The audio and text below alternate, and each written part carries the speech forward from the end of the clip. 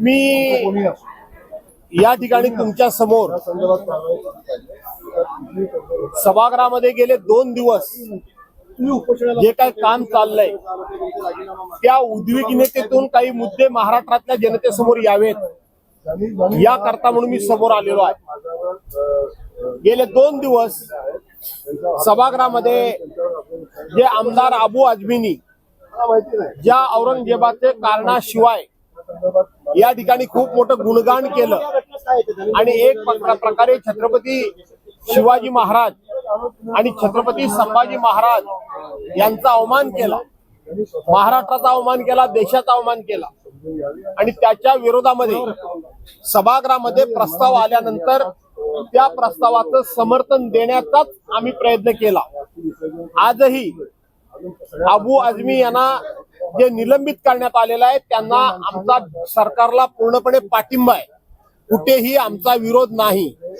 परंतु सभागृहामध्ये एक गोष्ट अतिशय प्रकर्षाने जाणवली की या बेगडी हिंदुत्ववाद्यांचा आणि बेगडी छत्रपती शिवाजी महाराज आणि संभाजी महाराजांच्या वरच्या प्रेमाचा या ठिकाणी ज्या पद्धतीनं तिथे आविष्कार केला जातोय हा अत्यंत निषेधार्ह आहे। सत्ताधारी पक्षाला या विषयावर सातत्यानं बोलायला दिलं जातं आणि विरोधी पक्षाची भूमिका सुद्धा त्या ठिकाणी मांडण्याला संधी दिली जात नाही।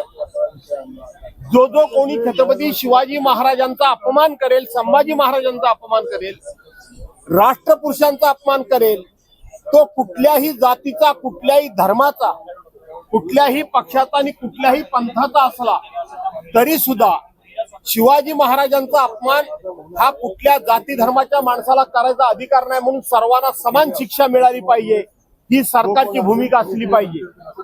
आणि म्हणून या सभागृहामध्ये पहिल्या दिवशी महाराष्ट्र विधानसभा अधिनियम 97 अन्वये आम्ही प्रशांत कोरटकरांनी ज्या पद्धतीने शिवाजी महाराज संभाजी महाराजांबद्दल वक्तव्य केलं त्याच्या विरोधात आम्ही स्थगन प्रस्ताव दिला।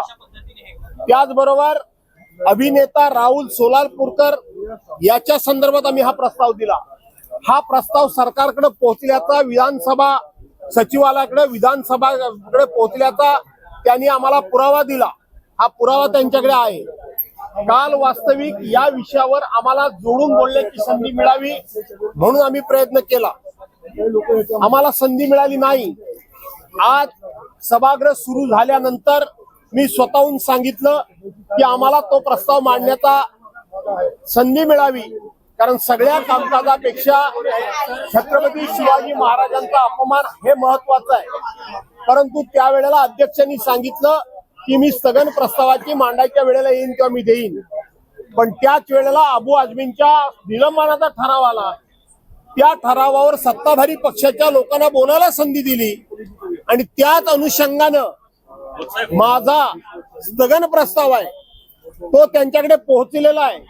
त्यांनी वास्तविक त्याच प्रस्तावाच्या अनुषंगाने मला बोलायला संधी द्यायला हवी होती, पण मला बोलायला संधी दिली नाही आणि म्हणून यातून सरकारचा बेगडी शिवाजी महाराजांच्या प्रेमाचा बुरका फाटलेला आहे, छत्रपती संभाजी महाराजांच्या प्रेमाचा बुरका फाटलेला आहे। म्हणजे शिवाजी महाराजांवरचं आणि संभाजी महाराजांवरचं आणि राष्ट्रप्रेमाचं, राष्ट्रपुरुषांच्यावरचं प्रेम हे सरकारधारी पक्षाच्या लोकांचं कोणाचा तरी जात धर्म बघून त्या ठिकाणी प्रेम उफाळून येतं का हे स्पष्ट झालंय।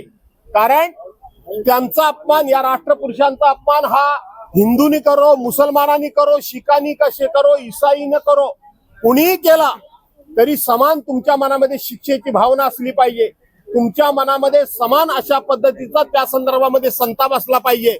पण कोरटकरला, सोलापूरकरला पाठीशी घालायचं म्हणून याच प्रस्तावाला बोलू द्यायचं नाही आणि मात्र दुसऱ्या धर्माचा माणूस असला की इथे मात्र या ठिकाणी प्रेम दाखवायचं आणि म्हणून हे सरकारचं बेगडी प्रेम आहे।